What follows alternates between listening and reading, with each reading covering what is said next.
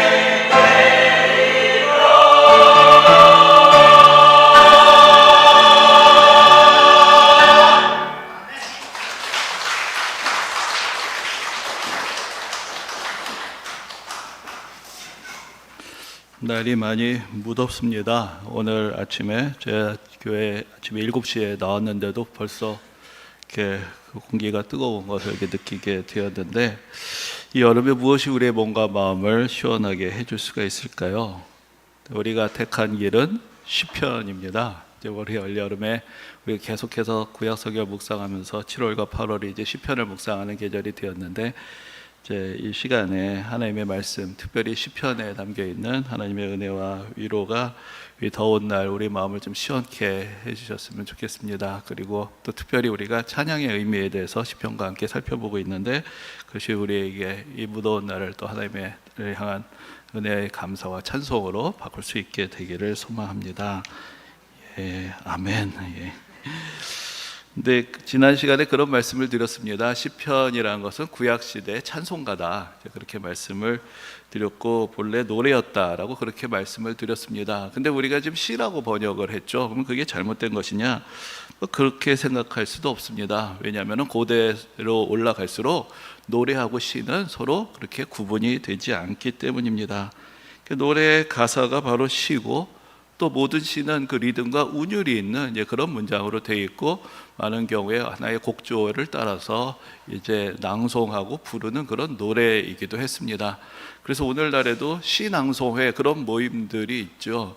그러니까 시라는 것은 눈으로만 보고 마음으로만 읽는 것이 아니라 소리를 내서 읽고 그 안에 있는 리듬감을 느끼고 또 같이 공감할 때 더 마음에 와닿기 때문에 그 낭송회를 또 특별히 하곤 하는 것을 볼 수가 있습니다.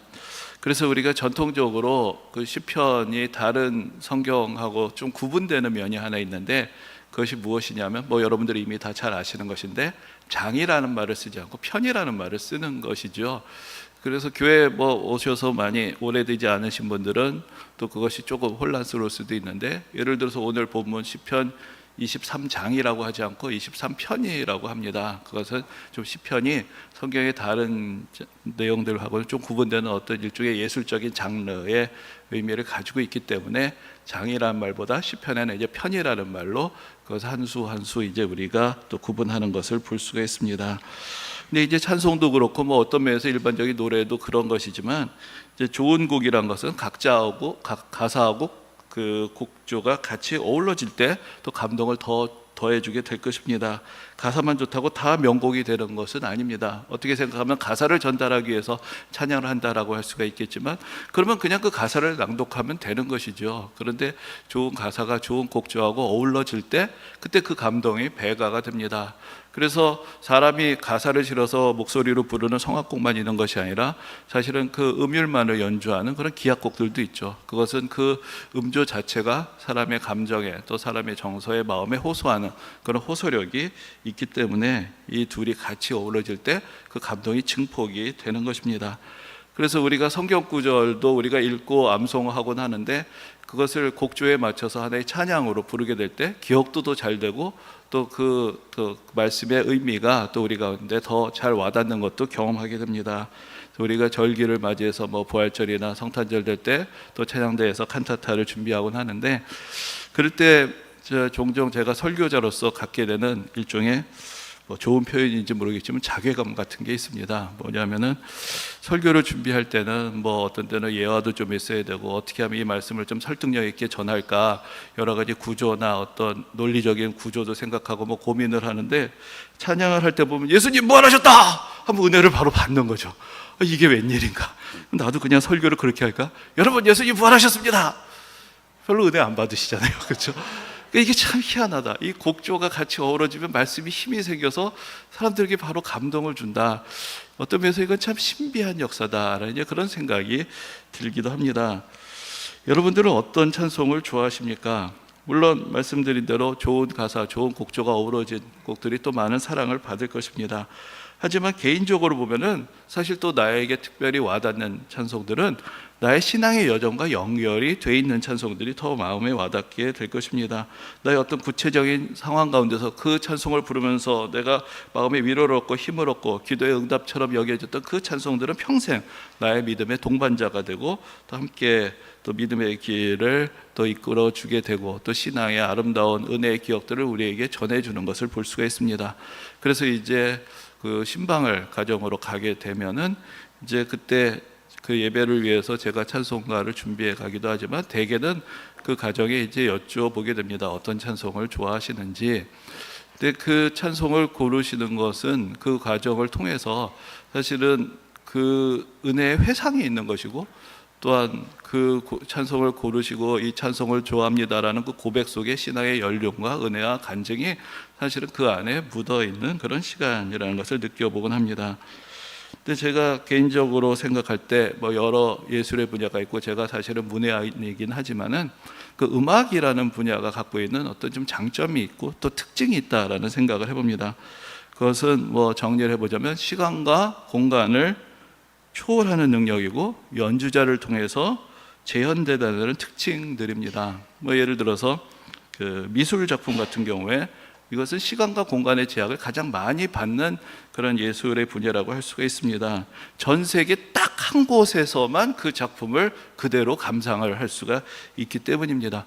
오늘날에는 물론 디지털화도 되고 또 뭐 사진으로도 볼 수가 있고 하지만은 그러나 그 작품을 사진이나 도록으로 볼 때하고 그 현장에 그것이 걸려있는 그곳에서 보는 감동하고는 좀 다른 것이죠. 그래서 많은 공인대 복사분들도 있지만 그것이 결코 그 원작을 대체하지를 못합니다. 여전히 사람들은 그 원작을 보러 그곳으로 가고 싶어 합니다. 그리고 저는 뭐 그런 경험이 많지는 않은데 좀 내가 도록으로 보고 화면을 볼 때는 이 정도밖에 안 되는 줄 알았는데 그 원작의 사이즈와 거기서 풍기는 아우라 또 그 생생한 터치들을 직접 봤을 때 느끼는 감동, 이것은 그 곳에서만 느낄 수 있는 그런 특별한 감동이 되는 것이죠. 문학 같은 경우에는 작가가 원고를 씁니다. 근데 우리가 작가가 친필로 쓴 그 원고를 감상하는 것은 아니고 인쇄술의 도움을 받아서 수많은 카피를 찍어낸 것을 읽게 되니까 그런 면에서 공간의 제약으로부터는 비교적 자유로웠다고 할 수가 있을 것입니다. 그런데 이제 여기 또 언어의 장벽이라는 것이 있습니다. 그래서 우리가 알고 있는 많은 명작들은 사실은 번역된 것이고 누군가 번역자의 수고를 통해서만 우리가 그 원작의 그 분위기를 조금은 간접적으로 경험하게 되고, 또 우리 모국어라고 할지라도 예를 들어서 우리가 무슨 용비어천가 이런 거 하면은 지금 우리가 읽어서 이게 무슨 소리인지 잘 알 수가 없죠. 세월이 지나면서 언어도 달라지기 때문에 그 원작 그대로를 우리가 느끼고 감상하는 데는 제약이 있습니다. 근데 이제 음악 같은 경우에는 애시당초 작곡가가 친필로 악보를 쓴다 해도 그것을 우리가 감상하는 것은 아니고 그것을 결국은 연주자들이 다시 연주를 통해서 그 재현을 해 주어야 하는 것이죠.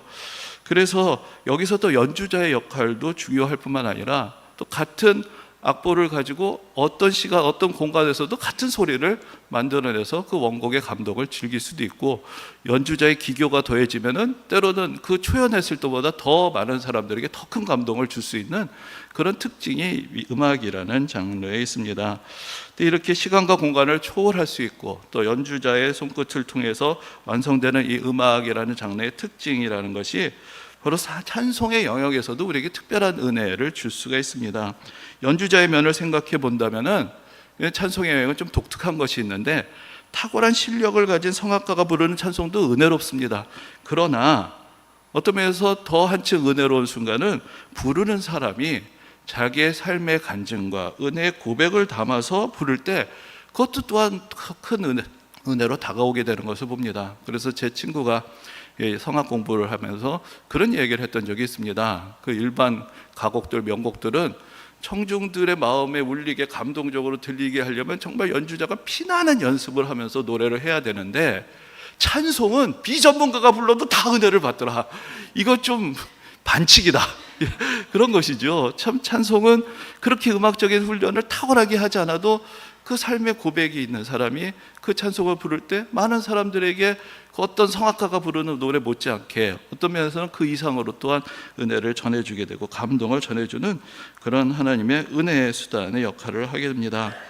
그리고 시간과 공간이라는 면에서 볼 때 이 찬송이란 것이 또 우리에게 은혜를 시간의 흐름을 넘어서서 전해주는 그런 은혜의 수단이 되는 것을 볼 수 있습니다. 여러분들이 뭐 어렸을 때, 젊었을 때 삶의 고비고비마다 그때 은혜 받던 찬송이 뭐 말씀을 드렸지만은 우리 삶을 따라다니고 또 그러면서 우리에게 그 은혜의 시절들을 다시 회고시켜주고 또 우리를 붙들어주는 그런 역할들을 하게 되는 것을 볼 수 있습니다.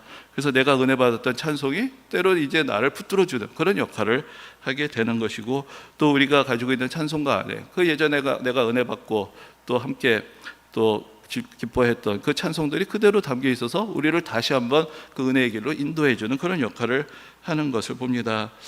그래서 여러분들마다 그래서 각자 좋아하시는 찬송들이 있으실 것입니다. 그래서 예배 시간에 찬송을 하다 보면은 어떤 찬송을 부를 때 여러분들 표정이 달라지는 이제 그런 찬송들을 보면 아, 많은 분들이 이 찬송에서 은혜를 받고 있구나라는 것을 알 수가 있습니다. 근데 저 같은 경우에는 좀 개인적으로 좀 좋아하는 찬송이 많습니다. 또 왜 많느냐? 그게 좀 이유가 있는데 요즘은 그렇게 잘 안 하는데 예전에 뭔가 좀 답답하고 또 기도가 잘 안 되고 힘들 때 이제 교회에 와서 기도를 하는데 그때 먼저 찬송을 펴놓고 찬송가를 1장부터 부르기 시작합니다. 그래서 이 뭔가 마음이 열리고 기도가 나올 때까지 부르다 보면 300, 400장까지 갈 때도 있습니다. 그 혼자서 계속 부르는 거죠. 부르니까 특히 앞부분에는 예배 시간에 잘 안 부르는 찬송들, 그것들을 자주 부르곤 했습니다.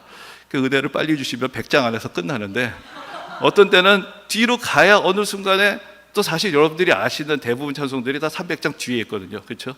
그러니까 그런 찬송이 가야 갑자기 은혜가 되고 마음이 열리고 이제 그렇게 되면서 옛날에 뜻하지 않게 또 찬송을 여러 불렀던 그런 경험들이 있습니다. 또 어느 순간 그 찬송의 가사가 나의 고백이 되고 나의 마음을 열고 내가 은혜 받게 되면 그 찬송은 평생 잊혀지지 않는 그런 기억으로 또 우리의 삶 가운데 남게 되는 것입니다.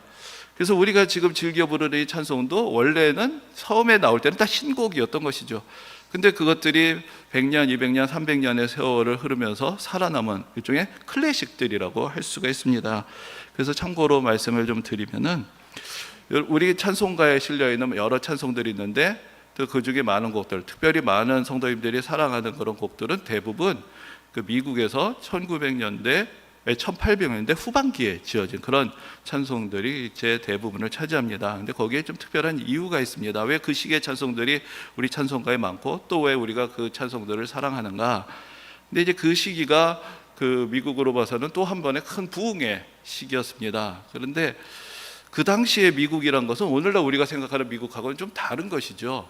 그러니까 생긴 지 100년도 안 되는 나라였고 게다가 남북으로 갈라져서 큰 전쟁을 치르기도 했고 또 서쪽으로 변경이 확대되긴 하지만 그 개척지에서 살아가던 사람들은 매일매일의 생존의 위기를 느끼면서 살아야 했던 그런 시대에 정말로 간절하게 하나님의 은혜를 구할 수밖에 없었고 그때 이제 활동했던 유명한 무디와 같은 부흥사들 많은 하나님의 사람들이 말씀을 전합니다. 그럼 그 말씀을 듣고 은혜 받은 사람들이 결단해서 어디로 갔느냐? 선교사로 나온 것이죠. 그래서 우리나라에 올 때 그 선교사님들이 하나님의 말씀을 전하면서 무엇을 같이 가지고 왔는가? 자기가 은혜 받은 말씀, 찬송, 내가 결단하고 이 자리까지 오게 했던 그 찬송들을 같이 가지고 온 것입니다. 그래서 이제 그 찬송들을 전해 주었던 것이 우리나라의 처음의 찬송가가 된 것이죠. 그런데 그때 또 우리는 어땠느냐? 그때 또 우리도 나라를 잃고 너무나 많은 사람들이 어려운 가운데 시달릴 때 그 선교사님들이 알려주었던 그 찬송가가 우리 마음에도 와닿고 우리의 믿음의 고백이 담기게 되고 우리의 어떤 은혜의 어떤 도구가 되었던 것입니다. 그것이 또 그 다음 세대로 전달이 되고 그 다음 세대로 전달이 되면서 많은 분들에 의해서 계속해서 사랑받는 그런 찬송들이 오늘날 우리의 자리까지 있는 것이죠. 그러니까 우리가 지금 부르는 찬송은 시간과 공간을 넘어서 과거의 사람들의 은혜의 고백, 믿음의 고백, 또 우리 신앙 공동체의 고백, 우리의 고백이 같이 담겨 있는, 그래서 찬송가라는 것은 일종의 은혜를 담는 하나의 저수지, 또 우리가 함께 그 은혜를 나눌 수 있는 그런 저장고의 역할을 하고 있는 것입니다. 그런 면에서 앞에서 말씀드린 대로 이 찬송들도 옛날엔 다 신곡이었다 는 것이죠. 그리고 사실 특별히 부흥의 시대에 새로운 찬송들이 많이 만들어집니다. 그러니까 오늘날 최근의 찬송들이 새로 만들어지는 것도 그건 당연한 것이고 어떤 면에서는 바람직한 것인데, 이 곡들의 한계는 아직은 클래식의 반열에 들어가지 못하고 유행을 타고 있는 곡들이 많기 때문에 예전에 자주 부르고 은혜 받던 찬송들이 이제는 별로 부를 기회가 없고 잘 들을 기회가 없게 되는 그런 경우들도 있습니다. 물론 언젠가는 이 곡들도 클래식이 되겠고 세월을 이기고 많은 사람들에게 사랑받는 곡들이 나오겠죠. 그러나 그때까지는 우리가 사용하고 있는 찬송가 안에 우리는 세월을 넘어서 우리에게 끊임없이 은혜를 주시는, 공간과 세월을 넘어가는 그 하나님의 은혜의 저장고를 보게 되는 것입니다. 근데 이제 우리 앞에서 그 시편이 구약시대 찬송가였다라고 그렇게 말씀을 드렸습니다. 이스라엘 백성들은 이 찬송을 부르면서 시간과 공간을 넘어서 하나님의 은혜를 경험하고 하나님 앞에 나아가는 그런 은혜의 역사들을 이루어갔던 것입니다. 그래서 때로는 예루살렘 성전 앞에 다 모여서 이 시편으로 찬송을 합니다. 또는 나라가 망하고 이 사람들이 포로로 끌려가서 바빌론에서 탄식하고 회개하면서 또 하나님의 은혜를 회고하면서 또 이 시편의 말씀들을 가지고 하나님께 찬양하고 예배를 드렸던 그런 모든 민족의 애환들이 또 은혜의 고백들이 이 시편들 안에 담겨져 있습니다. 근데 이제 우리가 시편과 관계돼서 또 좀 더 주목하게 되는 사람이 있는데 그 사람이 바로 다윗이죠. 이제 다윗은 시편의 150편 중에서 73편이 다윗의 이름이 들어 있습니다. 그러니까 거의 절반에 가까운 그 시편을 다윗이 지었다고 할 수 있는데, 그래서 뭐 때로는 시편의 저자는 다윗이다 이렇게 이야기하기도 하지만, 또 반대로 말하자면 나머지 절반은 다윗이 아닌 다른 사람들의 이름이 적혀 있기도 하고, 또 여러 시편들이 작자 미사항으로 또 우리에게 전해져 오기도 합니다. 근데 이제 다윗이란 어떤 사람이었는가? 우리가 다윗 하면은 생각나는 것은 물론 이스라엘의 왕이죠. 또 골리앗과 맞서 싸워서 물맷돌을 들고 나아갔던 그 용기 있었던 소년의 모습이 떠오르기도 하고, 또 그가 나중에는 이스라엘의 장군이 되어서 사울은 천천히고 다윗은 만만이다, 사울은 1000명을 물리쳤는데 다윗은 10,000명을 물리쳤다, 그 백성들의 친송을 받았던 그런 장군의 모습을 갖고 있기도 하고, 또 오늘 본문에서도 연상되는 것이지만 또 어렸을 때는 목동으로서 양을 돌보기도 했습니다. 근데 이제 다윗이 가지고 있는 이쪽에 반전 매력 같은 것이 있는데, 사실 그가 처음으로 왕궁에 들어갈 때는 궁정 악사로 들어갔다는 것입니다. 그 당시에 사울 왕은 하나님을 멀리하면서 늘 악령에 시달리고 밤에 잠을 자지 못했습니다. 그러니까 누군가가 이제 다윗을 추천해 줍니다. 여기 아주 수금을 잘 타는 그런 사람이 있는데 이 사람이 왕의 곁에 있으면 마음을 편안하게 해줄 수 있을 것이라고. 그래서 사실은 골리앗 앞에 나가기 전에 이미 다윗은 먼저 인정받기를 음악을 잘하는 사람으로, 수금을 잘 연주하는 사람으로 그렇게 인정을 받고 왕실에 들어가게 되었던 것입니다. 그 이미지들이 어떻게 생각하면 좀 잘 어울리지가 않죠. 왕이 수금을 연주한다, 뭐 그것까지는 또 이해할 수 있는데, 장군이 전쟁터에 나가서 싸우러 나가는 사람들이 여유롭게 하프를 타는 모습, 이것이 우리에게는 좀 잘 어울리지 않습니다. 그런데 바로 다윗이 그런 사람이었던 것이죠. 그 어떤 면에서는 우리식으로 말하자면 문물을 겸비했다고 할 수도 있을 것이고, 지성과 용기와 감성과 거기에 영성까지 겸비한 그런 사람이었던 것이 바로 다윗의 모습이었습니다. 그렇기 때문에 그가 이제 시편의 절반이나 되는 찬송들을 직접 지은 사람이었다는 것은 그렇게 이상한 일이 아닐 것입니다. 근데 이제 그가 지은 찬송 이런 세 편을 보면은 어떤 찬송들은 그가 왕이었고 공인으로서 오랜 세월을 살았기 때문에 그 공동체를 위해서 지은 그런 찬송들이 있습니다. 그러나 그 중에 또 여러 고백들은 그의 인생의 고비고비마다 그가 하나님 앞에 나아가며 하나님께 간절하게 드렸던 기도이고 찬송이었던 것을 우리가 그 가운데서 봅니다. 그래서 시편을 통해서 우리는 또 다윗의 인생을 다시 돌아볼 수가 있고, 다윗을 통해서 하나님께서 주시는 은혜를 우리가 또한 듣게 되는 것입니다. 그래서 지난번에도 한번 말씀을 드렸지만 이 시가서의 의미는 어디 있느냐? 역사서에는 어떤 사건들이 일어났다는 것을 객관적으로 서술을 합니다. 그런데 이제 시가서가 펼쳐지면은 우리를 그 현장으로 데리고 들어가는 것이죠. 그 현장 속에 살았던 사람들이 어떻게 탄식하고 어떻게 슬퍼하고 또 어떻게 은혜를 고백하고 어떻게 감사했는가를 직접 들려주는 것입니다. 다윗의 경우도 그렇습니다. 그 인생의 고비마다 그가 어떻게 기도했는가, 그가 어떻게 울부짖었는가, 그가 어떻게 감사하고 찬양했는가를 그의 육성으로 우리가 직접 들을 수 있도록 도와주는 것입니다. 그래서 이제 시편 3편 같은 경우에는 이런 표제가 달려 있습니다. 다윗이 그의 아들 압살롬을 피할 때에 지은 시라고 그렇게 되어 있습니다. 다윗이 왕이 된 후에는 평탄한 삶을 살았느냐? 그렇지 못했습니다. 어쩌면 그 인생의 가장 큰 비극 중에 하나는 바로 그의 친아들이 아버지의 목숨을 노리고 칼끝을 들고 왕궁으로 군대를 몰고 쳐들어올 때 그 아들의 칼을 피해서 피난당하였던 그 아버지의 마음, 그 처참했던 심정, 그것이 어쩌면 그 인생의 가장 괴로웠던 순간 중에 하나였을 것입니다. 그때 그가 하나님 앞에 기도하고 탄식하면서 또 하나님의 은혜를 구하며 또 시편을 짓습니다. 또 34편은 이렇게 이야기합니다. 그때는 다윗이 블레셋으로 피하여서 블레셋의 아기스 왕 앞에서 미친 채를 할 때 지었다라는 그런 설명이 있습니다. 그러니까 그 왕이 되기 전에 사울이 다윗을 시기해서 죽이려고 쫓아다닙니다. 근데 이 사울이 이스라엘의 왕이니까 이스라엘 어디에 숨어도 다 찾아내니까 어쩔 수 없이 지경을 넘어갔는데 그 자기 목숨을 부지한다고 간 곳이 어디냐면 블레셋인데, 블레셋이 어디입니까? 다윗이 죽여서 그 명성을 얻은 그 골리앗의 고향이 블레셋이고, 블레셋 사람들이 생각하기 철천지 원수가 다윗인데 거기 아니면 갈 곳이 없어서 거기까지 간 것이죠. 그야말로 궁지에 몰렸던 다윗의 인생의 한 대목이 되는 것이고, 그때 이제 그곳으로 갔더니 자기를 못 알아볼 줄 알았는데 블레셋 장군들이 알아보는 거, 저 사람 다윗이다. 그러니까 거기서 내가 무슨 다윗이냐고 막 미친 채라고 침을 흘리고 막 하면서 이상하게 요란하게 행세를 하니까 저 미친놈 쫓아내라 해서 간신히 목숨을 구하고 나오는 그 이야기가 성경에 기록이 되어 있습니다. 정말로 수치스러웠던 그런 장면들, 정말로 위태로웠던 시간, 그때가 그에게는 기도의 때였고 또한 하나님께 간절히 찬양을 하며 하나님의 은혜를 구하던 그런 때였던 것입니다. 또 시편 51편은 그가 밧세바를 범하고 큰 범죄를 했을 때 왕으로서가 아니라 죄인으로서 자기 모든 치부가 다 드러나게 되고 그 순간에 정말로 나는 죄인이라는 것, 하나님의 은혜 없이는 한순간도 살 수 없는 존재라는 것을 깨닫고 참여하면서 지은 시편이 또한 51편에 담겨 있기도 합니다. 이와 같은 그 시편들을 통해서 하나님께서 크신 은혜를 그에게 베푸셨고 그가 매 인생의 고비고비를 어떤 은혜 고백으로 살아갔는가, 그것을 우리는 또 듣게 되는 것입니다. 근데 이제 시편에 여러 다윗의 시들이 있는데 앞에서 말씀드린 그런 어떤 절박한 순간의 시들도 있습니다. 그런데 그 인생 전체를 통과하면서 그가 드렸던 어떤 믿음의 고백을 담을 수 있는 좀 그런 면에서 좀 대표적인 의미를 갖는 시편이라고 생각되는 것이 두 편이 있는데, 하나가 시편 18편의 말씀입니다. 시편 18편에는 이러한 표제가 붙어 있습니다. 여호와께서 다윗을 그 모든 원수들의 손에서와 사울의 손에서 건져주신 날에 다윗이 이 노랫말로 여호와께 아뢰어 이르되, 그때 이제 다윗의 전성기에 지은 그런 시라는 것이죠. 근데 거기서 그가 이렇게 고백합니다. 나의 힘이신 여호와여, 내가 주를 사랑하나이다. 여호와는 나의 반석이시여 나의 요새시여 나를 건지시는 이시여 나의 하나님이시여 내가 그 안에 피할 나의 바위시여 나의 방패시여 나의 구원의 뿌리시여 나의 산성이시로다.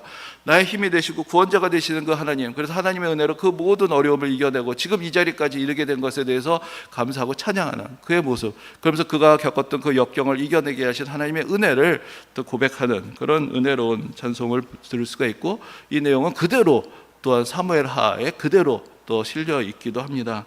근데 이제 또 한 편을 들자면 바로 여러분들 잘 아시는 오늘 본문인 시편 23편의 말씀입니다. 아마 다윗 하면은 먼저 이 시편 23편이 생각이 나실 것이고, 그 첫 구절부터 우리에게 많은 은혜를 줍니다.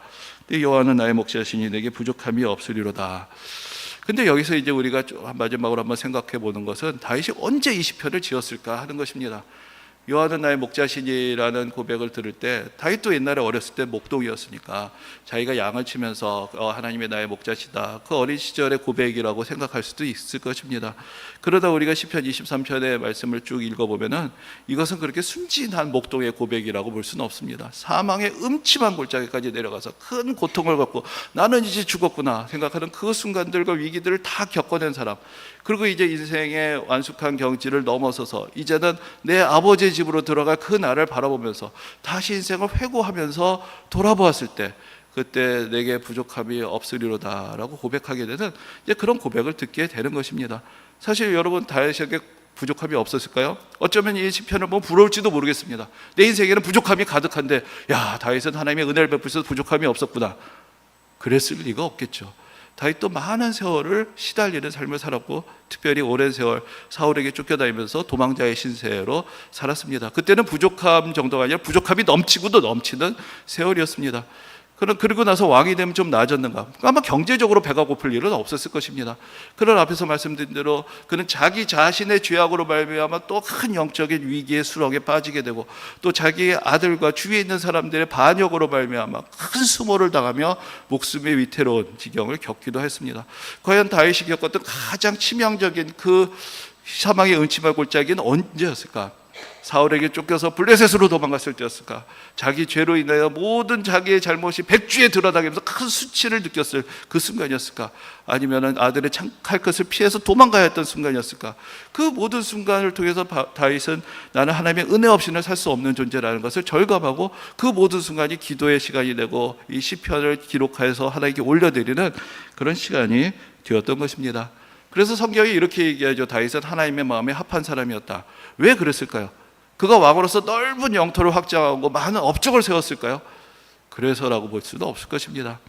제가 예전에 그 어느 교회를 갔는데, 그 교회를 이제 그 목사님의 인도로 이제 구경을 하고 또 기도하고 이제 식사를 하러 갔습니다. 식사를 하러 가는데 그때 어떤 분이 이제 자전거를 타고 뒤에 이제 철가방을 싣고 지나가시면서 목사님 안녕하세요 하고 인사를 하고 지나가시는 거죠.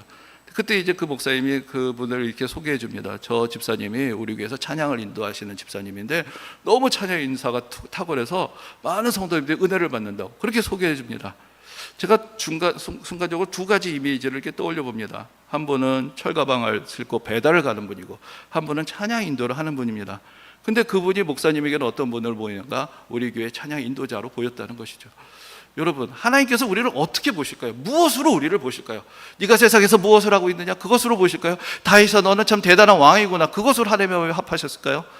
다윗이 기도하는 사람이었기 때문에, 그 모든 순간에서 하나님을 의지하는 사람이었기 때문에 진정한 하나님께 간절히 부르짖고 하나님의 은혜 외에는 소망이 없습니다라고 외치고 그 은혜를 통해서 하나님 앞에 이렇게 아름다운 찬송 시들을 써서 올릴 사람이었기 때문에 그 믿음의 역사가 다윗을 하여금 하나님 마음에 합한 사람이라는 그런 칭송을 받게 된 것입니다.